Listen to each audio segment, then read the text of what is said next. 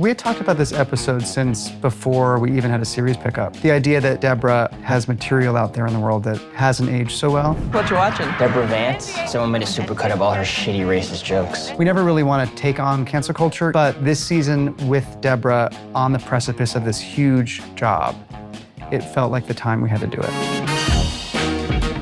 Someone made a supercut of some of your more problematic, older material. Okay, which minority group is upset? I don't think minority is the proper term. What are they called? No, don't say they. Oh, I thought everybody was they now. It's a different thing.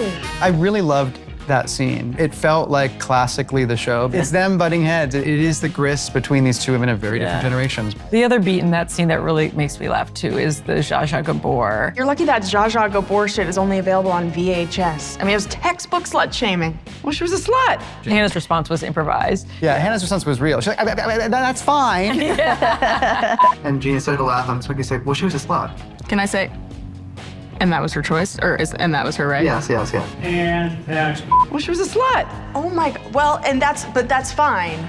This is just Time, that was so funny. Hello. Miss Vance. It is such an honor. You done improv before? no. We did do improv warm-ups with that group of actors. So what you see in the warm-ups is improvised. So let's start with Crazy Eights. I think, Jean, if it's okay with you, I'm just gonna have them start and you can kind of just jump in.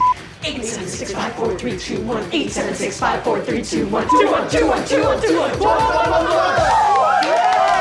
Jean comes from theater, but I'm not sure she'd ever done improv. I don't think she's, no. And she was having fun. She's supposed to not like it as a character, but then as soon as we hit cut, she would laugh really hard.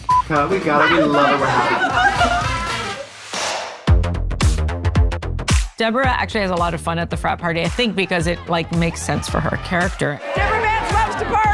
There's something very binary and classic about frat parties that just works for her. Yeah, we did have a line actually that was cut where we say that frats are evolution proof, like frat culture never changes. And so she does feel right at home. And Jean did too, because all of the background artists who were there with us, I think we're really excited to dance with Jean. And Hannah's like, hey guys.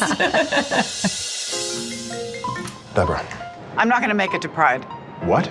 we really wanted to explore what it means to be a fan, particularly queer audiences to be fans of people like Deborah. And so the conversation Marcus has at the bar in Palm Springs is a pretty good example of that. You can't stop being a fan now that she's got more of them.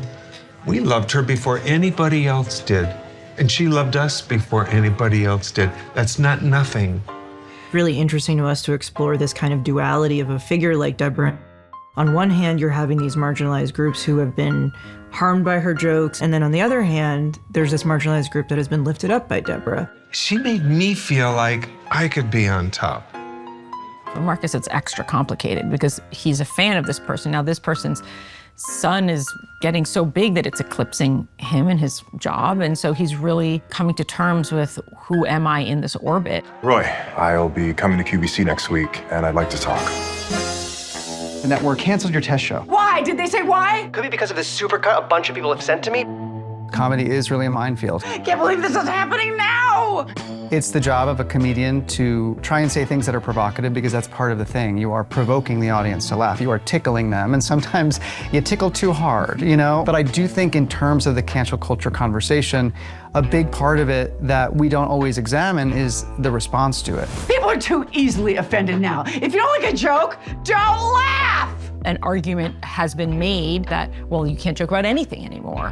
And that seems so lazy. There's so much you can still joke about, but still not make certain people feel badly. Right. Yeah, the things that don't seem to become problematic or age poorly, it's not material that punches down. It's speaking truth to power. I am being taken down by a liberal mob. Me, who was the first person to be fined by the FCC for saying the word abortion on TV. This is not a value judgment on your entire being. Oh, really? And I do think it's so fraught for comedians because when we talk about cancel culture, it's one thing if you're canceled because you have exhibited bad behavior, but this is usually around someone's work. We know how vulnerable it is to put your work out there. And if people don't like it, I think we know how painful that is. It's horrible. I think it's just complicated.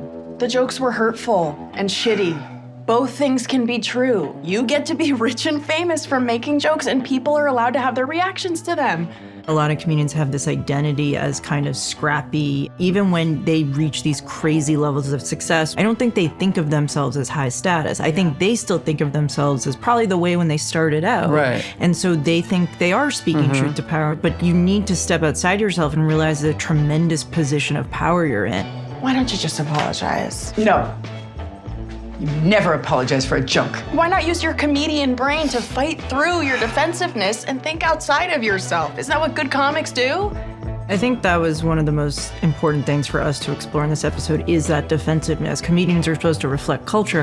How can you reflect the culture honestly if you have walled yourself off to it? Yes, because it does tend to be empathy versus ego. When they choose the latter, they're just coming from a place of I'm right and I'm going to double down. And it's just not a place we wanted to have Deborah. I had a speech prepared, but I think I'll just listen because I've said enough.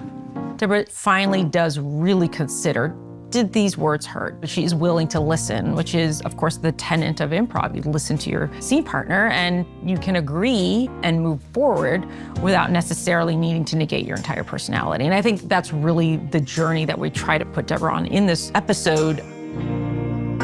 Looks like Kayla did actually tweet that you got late night. No.